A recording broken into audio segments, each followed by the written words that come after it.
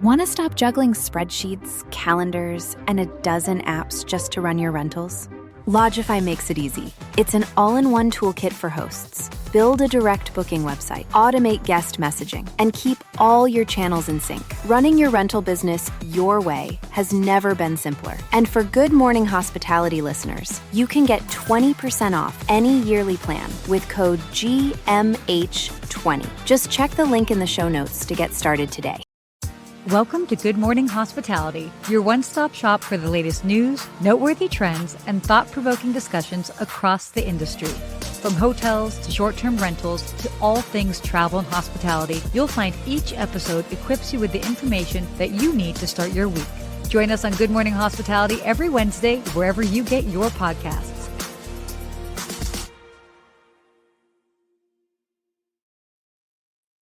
Hello. Good morning, Sarah. Good to see you. Happy Wednesday. Wait, where are you coming from, Sarah? This does not look like your home studio. Where are you at? Are you at a hotel? I'm not at a hotel, but pretty close. I am on another Cunard sailing on the Queen Elizabeth. For those of that have been tuning in for a while, you may have remembered I was on the Queen Elizabeth in Alaska about 2 months ago, and now I am on their maiden sailing for their maiden season into the Caribbean. So today I'm reporting live from Barbados. Ooh, very nice. So which do you like better? Do you like this cruise in the cold, or do you like it better in the Caribbean? Oh, that's a really good question. It's kind of tough to say. I do prefer warmer climates. And I have to say, the excursions that we've done here have been so fun. We got to go snorkeling. We got to go explore Old San Juan. Yesterday, we got to explore these waterfalls and these gardens. And as a bonus, I'm on this with my mother. So that's been very cool. Very cool. I like it. I've never done a cold weather cruise, but I always do the Caribbean coming out of Miami. So I may have to check that out.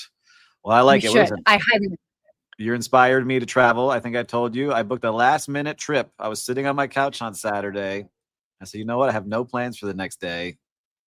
I booked a trip to Charleston, South Carolina the next morning and went. And so wait, that's how you did it? Yeah. I didn't realize you booked it the day before. That night before, yeah.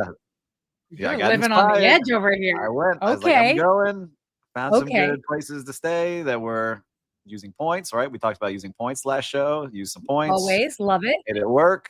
And I got to stay at the Emmeline in the historic area of Charleston and got to walk around. My first trip to Charleston, South Carolina, and really enjoyed it. And I'll have a real-time recap story. But can I give you a funny story before we start? Yeah, I would love a funny story. I don't know how funny. I'm not a comedian. But so anyway, it's a haunted city, right? And that's Halloween time. So everyone has everything kind of set up for that.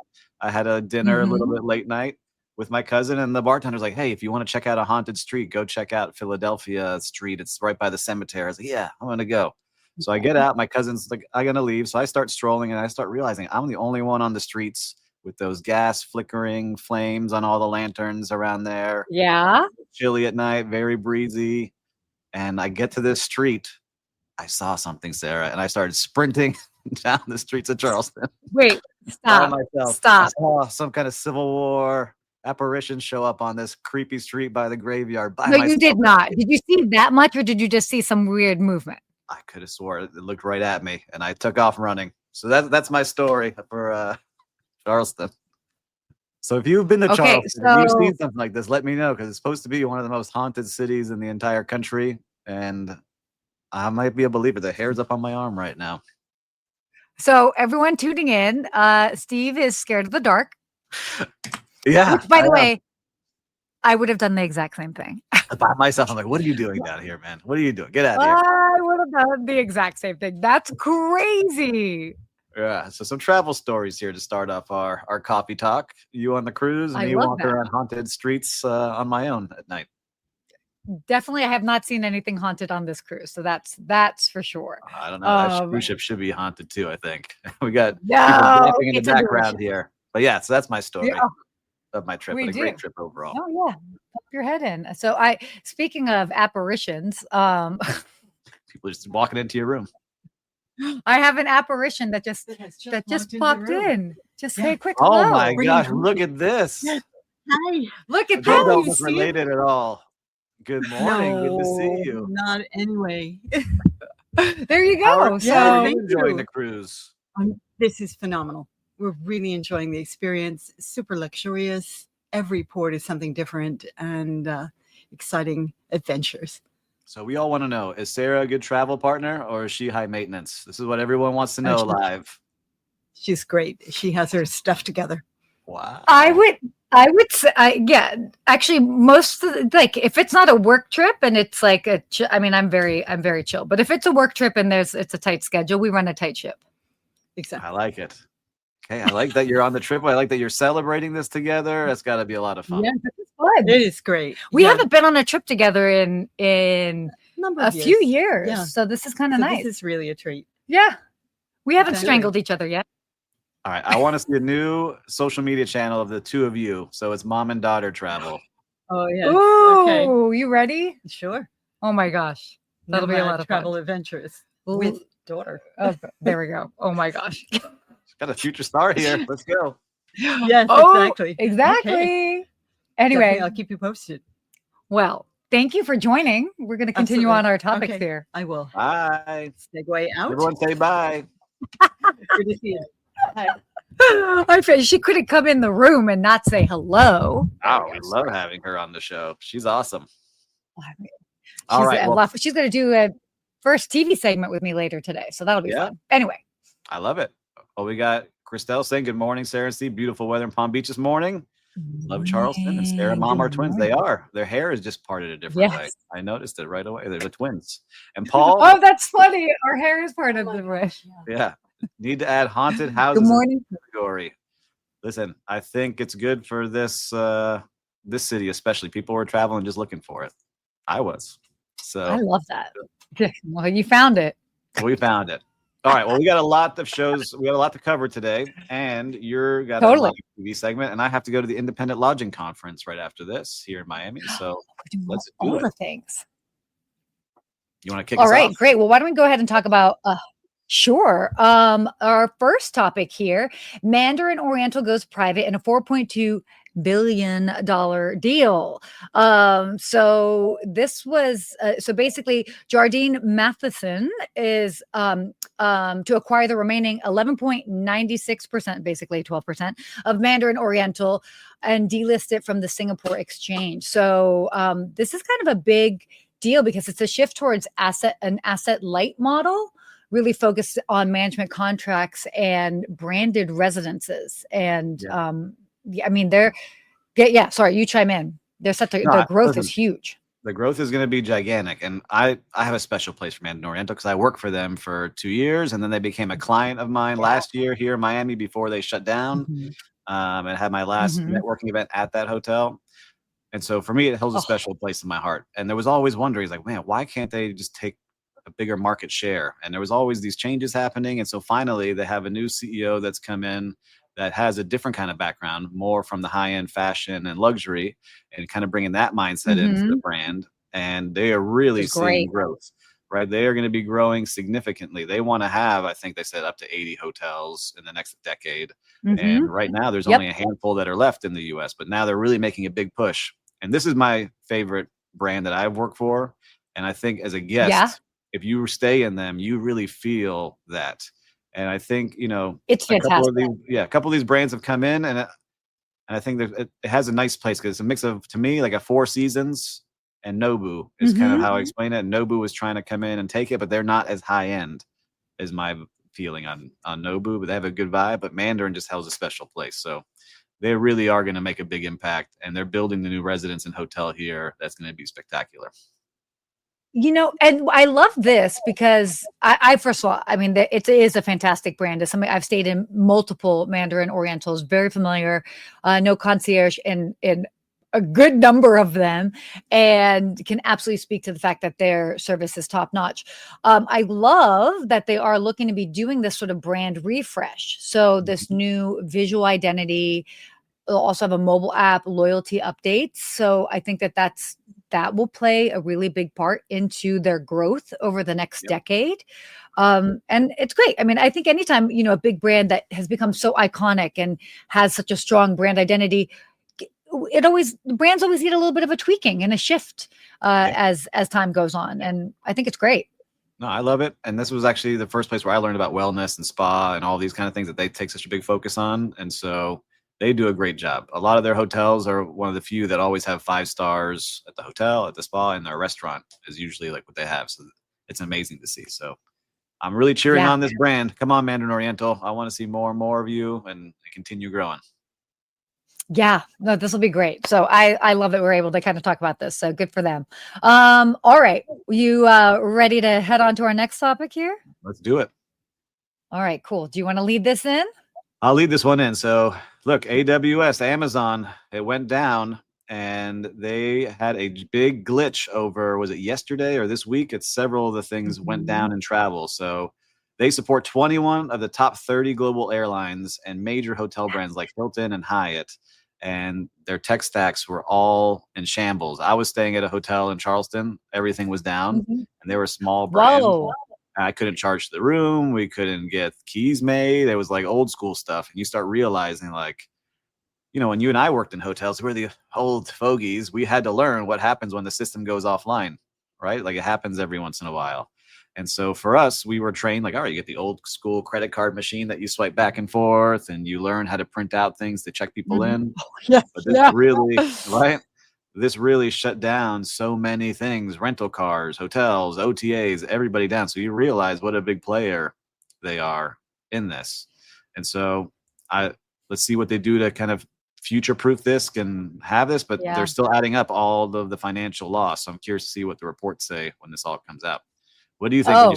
You see it on the cruise world, or were they insulated on the cruise? I feel like it was pretty insulated. But I mean, just speaking on just, it just shows you how fragile the travel industry is, especially because of being so reliant on these different tech stacks. And it's like, I mean, this is huge.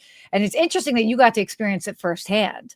I mean, it just brings back memories for me of, obviously at times things don't work and just seeing the front desk and everybody's like running the credit cards and writing it in different ways. It was like, again, I experienced it firsthand. That's first thing in the morning. I wake up early. I went to the coffee shop at the property and they were just like kind of baffled because I was one of the first people there and they couldn't charge the room. They're like, oh, something weird is going on here. And then I needed it to get a key because I went down to the coffee shop without my key, of course. And then they couldn't make the key because their system was down. And then as the day went on, I started getting messages from our vacation rental team that the messages for the vacation rentals systems weren't connecting properly that we needed. And then my daughter's like, my package won't be delivered today because Amazon, it doesn't know how to get it here, I guess, was part of the delay. So many different things going on in the world that are connected to AWS, Amazon's, services that you don't realize until it actually goes down. Yeah.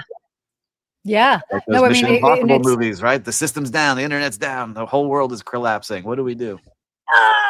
Yeah, I mean, we sit here, we joke about it, but it's also like kind of scary when you think about it because so many things rely on it. No, it's true. Oof. And I don't know enough about the tech, but just in travel, it's interesting to see. So I hope they figure out what happened and we'll learn some more. Maybe we'll do a little quick touch on this next week. Totally. We should definitely do a follow-up on it. Well, switching gears a bit, I definitely would love to take the lead on this topic. Yeah, I don't know. Waymo. Yeah. So big fan of Waymo because I was like, this is my neck of the woods. So Waymo. So for those that are unfamiliar with Waymo are the driverless cars, so generally Jaguars, so driverless cars that people can book kind of like an Uber. And that is really what they've been designed to be, a competition for platforms like Uber and Lyft. They are driverless. Okay. They are available in San Francisco, Los Angeles, and Phoenix. So I highly recommend getting to try them there. But what's unique about what's going on is they are launching their business travel platform. And so this is like for employee transport, meetings, events, and their goal with it is to compete for Uber for business, Lyft business, offering basically a standalone platform. So you got your fire alarm going off, huh? Can you hear it? Yeah, live show, fire alarm. I'm like, bit. all right, perfect time. This is Little part bit. of the live show Little here. bit. But I It's all downloaded right. the app because I didn't know if it was available here or not. And so I downloaded Waymo, not available in Miami. But I do see every single day there's another company called Zoox, Zoox. Yes. And they have You have cars. that, right? They haven't launched yet, but I see them driving everywhere. And on a Sunday morning last week, I probably saw like 40 just like going around the area. Oh, you know, like you have crazy. a lot in your neighborhood. You have a lot in your. It was funny because I was there. Right? Yeah. Well, yes, definitely by there. But I was visiting a friend of mine, and she lives kind of like in your neck of the woods. And she was saying, she's like, I think that they're basically because they all have drivers in them for you, and they're basically surveilling the area in essence. Yeah. And she was like, no, we have a lot. And I'm like, okay, whatever. And I remember seeing 112 in one block. And I'm like, what is going on? Sunday morning, like you go out, there's only their cars all over the place. But I see Lou's watching and he says, fire alarm, run for your life. Lou, I'd die for this show, Lou. I'm gonna be right. Oh my gosh. Oh my gosh. The drama. I love seeing this Waymo. I want to see Uber taxi when that starts going. I like all of this. I feel bad for a lot of the drivers. This is a whole other industry that's going to get, shifted and mixed up again, just like the taxis did. Like they'll still have the drivers of the Uber. I'm sure it'll be a different price, but I see it with the robot deliveries. Do you have that in LA? Oh yeah, we do. Coco and the other ones. I think part Coco, of Uber Eats. So they're all over the place. So we're just now getting used to living in a world with robots and technology and. I was just thinking about it. We got AI, robots, driverless cars. It's crazy what's going on in the world. What's interesting, I still need to do this, is I actually live, the closest Tesla supercharger to my apartment is the diner, the famous Tesla diner. You got to check that out. In Hollywood. Yep, not too far away from me. And they actually have robots, like actual like human formed robots that make drinks and serve people. So I still have yet to do it, but while, I mean, again, yes, we are living in this world that I'll be at an intersection and it's like, I've got a Waymo, we've got a Coco, and then there's a lot of I really think that before our time is done on this planet, Sarah, we will get to go to travel to the moon. And because I was reading, I'm going sidetracked here now with Elon Musk. That's why he's building the robots. He has the rockets. He has the solar chargers. So he could put all of the robots, solar chargers, and rockets and get to these places, and they can do stuff before the humans get there. Anyhow, that's what I was listening to him talk about, which was cool to hear. I mean, we'll see what ends up happening. I was reading completely different, but that by the end of our lifetime, people will fall in love with robots. Just saying. All right, I'm being told to mute my alarm. I'm muting it. Don't worry. Oh, mute your alarm. On to the next story. You got us. All right. Okay, perfect. So why don't we come on here? Okay, so this is going to be interesting. We are talking about World Cup here. Hold on. Here we go. So the World Cup host cities have raised hotel taxes ahead of the tournament. I mean, that they're going to be, do you guys have any World Cup games in Miami? Because we do in Los Angeles. Yeah, we have 7 games here. So it was a big win for our city. We celebrated big here. Mm-hmm. Oh, wow. Yeah. So Toronto, Vancouver, Kansas, Washington, a lot of these big cities are increasing their tax, and it's interesting. I mean, kind of like with this in particular, I mean, they're looking to kind of do it to help offset the cost that each city is going to be, the output in essence to host the games. And imagine these games cost about $100 million to $200 million per city to host, and about 6.5 million visitors expected.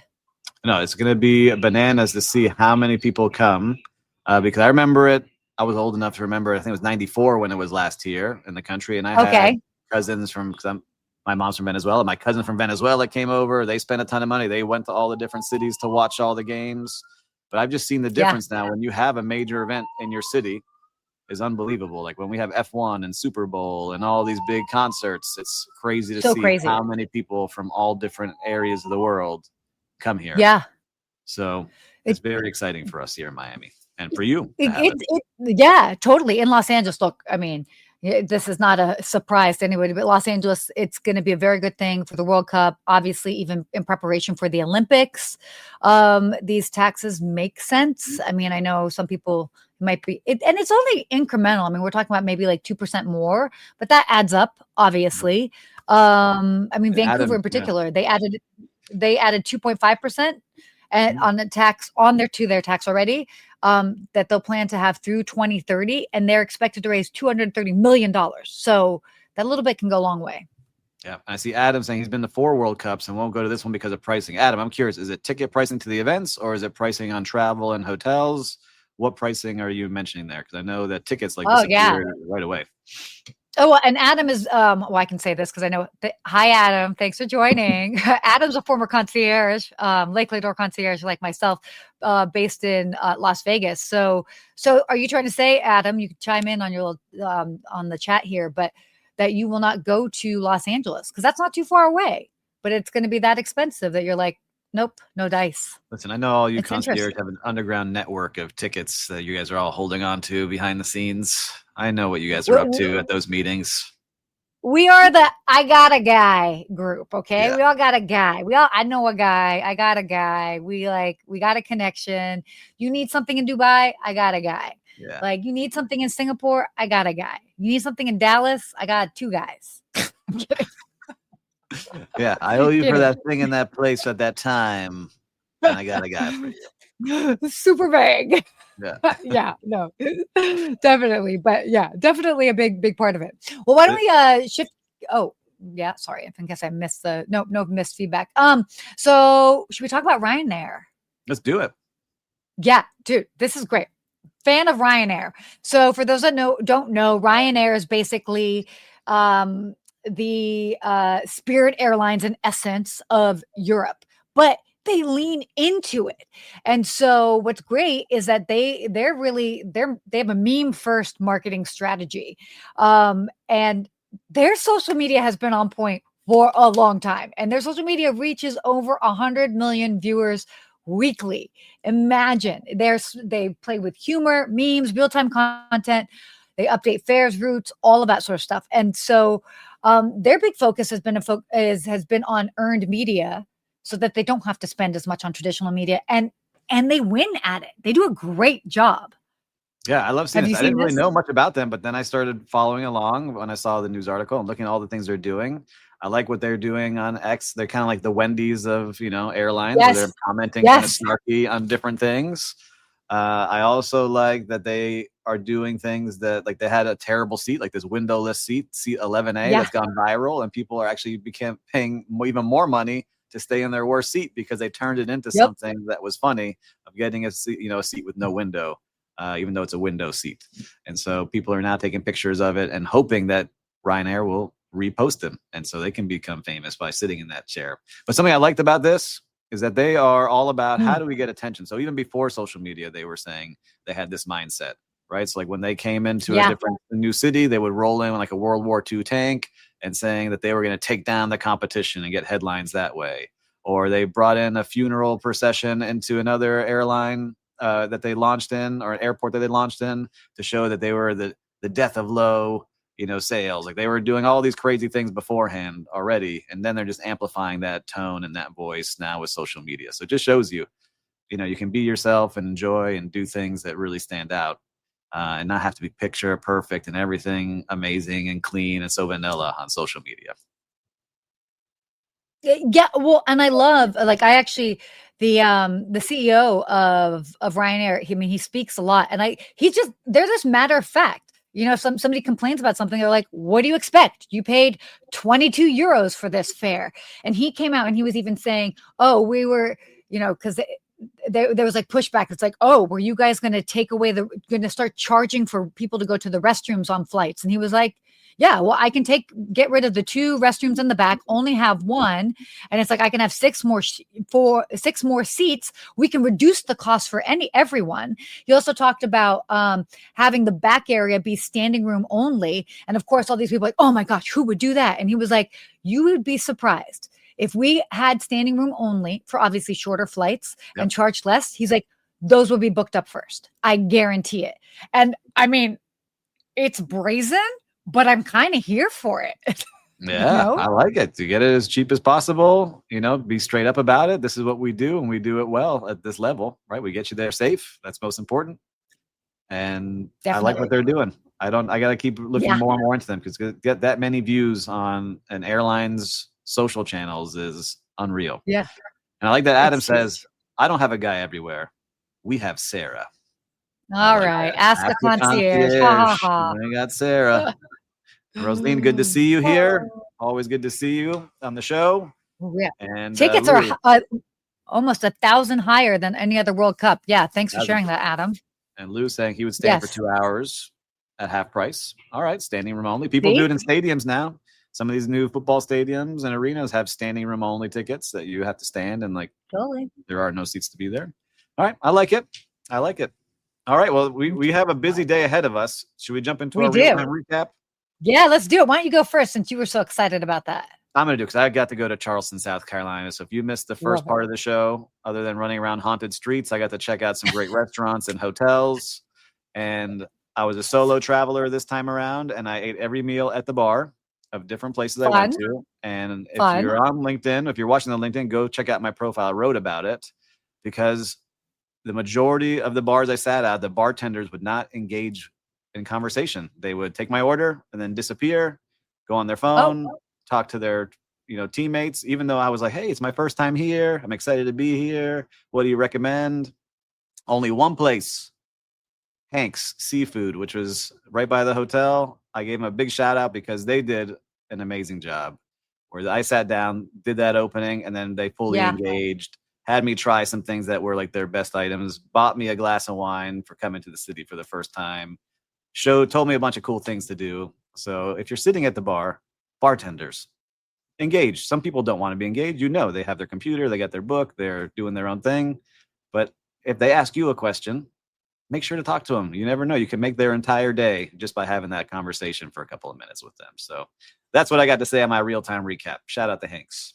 I like that. I mean, again, it's, dining at the bar. It's a good reminder that it's, to be social, yet, it's always that fine line, because again, it's like, how social do they want to be? They don't want to be overly talkative, but like, if you're asking questions, why not? So I love that.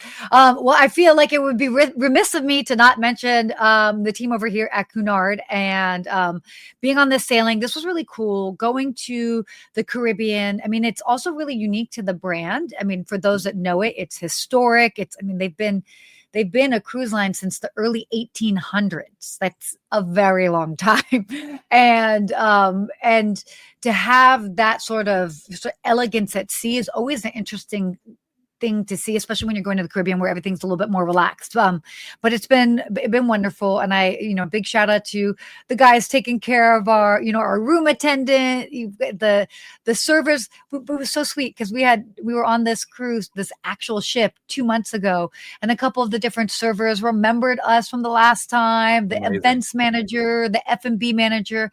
And it just is so welcoming when you've got the staff that really remembers you. And they're like, oh, great. And it makes you feel like home. And I think that's a really simple reminder that we feel like wherever we go, whether it's a hotel or a cruise line, when you see those familiar faces, say something. You go, welcome back, Yeah, it makes all the difference, especially when you're traveling and you just want to have that connection with someone. And Lou said Hanks is a big tourist place, but a good place to go for locals too. So that's a good balance. Okay.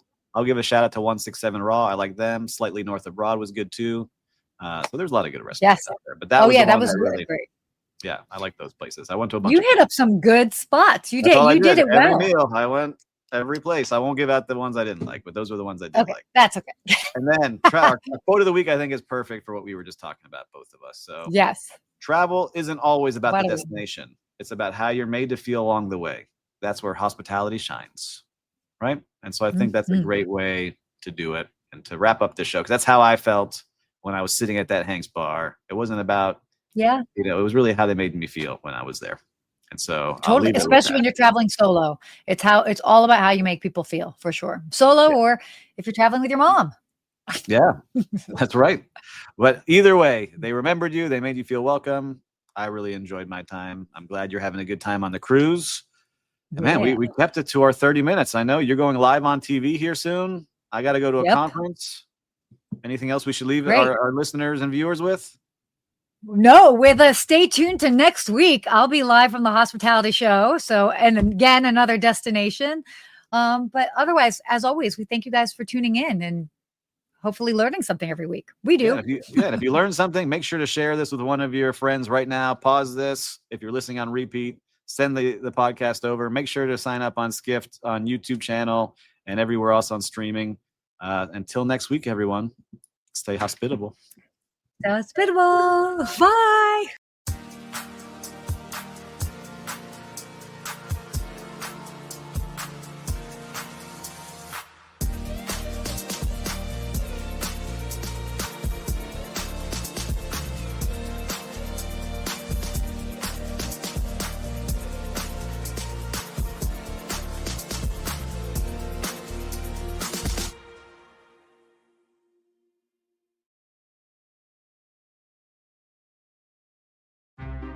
Want to stop juggling spreadsheets, calendars, and a dozen apps just to run your rentals? Logify makes it easy. It's an all-in-one toolkit for hosts. Build a direct booking website, automate guest messaging, and keep all your channels in sync. Running your rental business your way has never been simpler. And for Good Morning Hospitality listeners, you can get 20% off any yearly plan with code GMH20. Just check the link in the show notes to get started today.